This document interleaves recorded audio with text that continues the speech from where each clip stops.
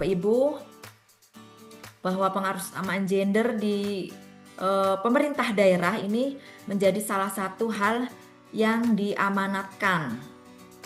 Menjadi salah satu hal yang diamanatkan di Undang-Undang 23 tahun 2014 tentang pemerintahan daerah, di mana urusan pemberdayaan perempuan di dalamnya itu ada kualitas hidup perempuan, PKHP, kemudian PHP, perlindungan hak perempuan, kualitas keluarga, dan sistem data gender dan anak. Untuk pengaruh kesamaan gender sendiri masuk dalam sub urusan kualitas hidup perempuan dan sistem data gender dan anak. Bapak Ibu yang kami hormati, bahwa sesuai dengan kewenangan dalam Undang-Undang 2003 tahun 2014 di sub urusan kualitas hidup perempuan, kemudian data, termasuk juga di dalamnya kualitas keluarga yang secara langsung juga beririsan dengan pengaruh kesamaan gender.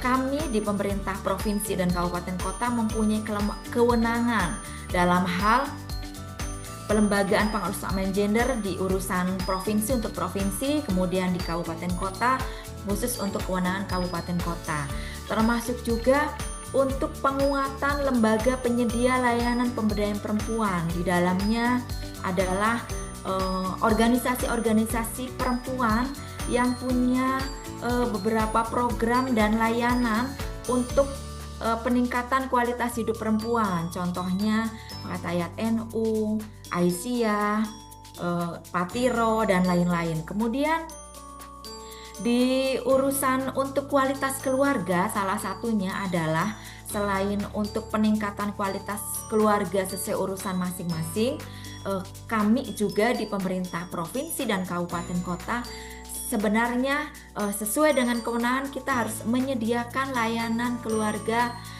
dalam mewujudkan kesetaraan gender dan anak, antara lain melalui pembentukan puspaga, kemudian distandarisasi. Untuk provinsi dan kota Tangerang alhamdulillah sudah ada.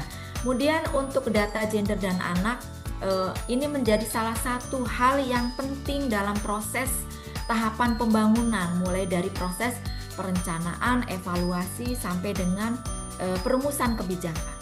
Baik Bapak Ibu, sesuai dengan amanat dari pemerintah pusat, bahwa sesuai dengan RPJM Rencana Pembangunan Jangka Panjang 2025 sampai 2045, kemudian dengan RPJMN 2025 sampai dengan 2029,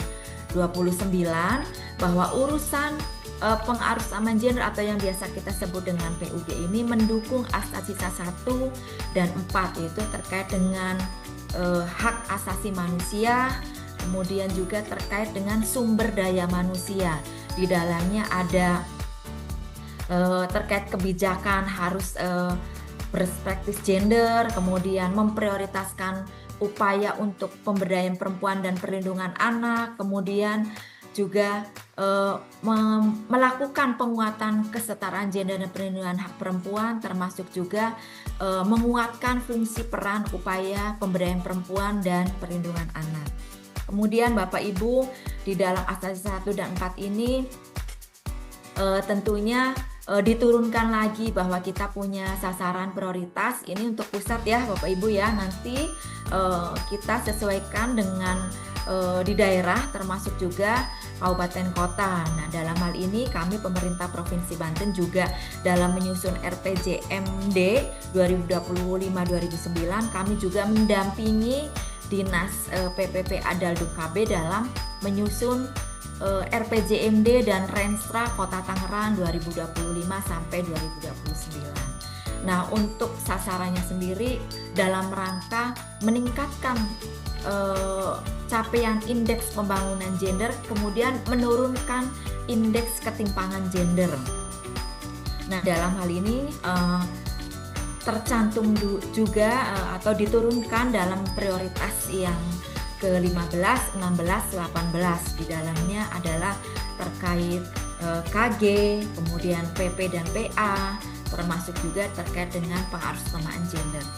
Bapak Ibu, bahwa sesuai dengan regulasi pusat, kemudian daerah termasuk Provinsi Banten, ini kita bisa lihat di RPJPD 2025 sampai 45, kemudian kita iriskan lagi dengan RPJMD, kemudian setelah kita lihat ini terdapat salah satu irisan yang untuk mengintegrasikan PUG mulai dari 7 tahap proses pembangunan, yaitu dari perencanaan, penganggaran, pelaksanaan, pemantauan, evaluasi, pengawasan, dan pelaporan. Jadi kami PUG masuk dalam 7 tahapan proses pembangunan ya Bapak Ibu. Mungkin ini perlu diingat oleh kita bersama, menjadi catatan juga dalam proses kita menyusun rencana program dan kegiatan.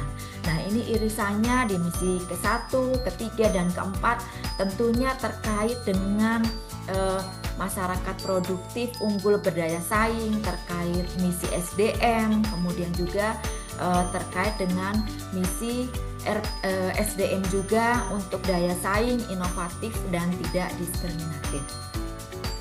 Bapak Ibu, kemudian kita turunkan juga dalam misi yang tahun kemarin ya, karena tahun ini masih dalam proses penyusunan RPJMD 2025 sampai dengan 2029. Kita ada misi yang sebelumnya di RPD 2023 sampai 2026. Kita ambil keterkaitan untuk PUG itu adalah di misi yang pertama terkait masyarakat sejahtera, berakhlak mulia, berdaya saing, sehat, dan cerdas.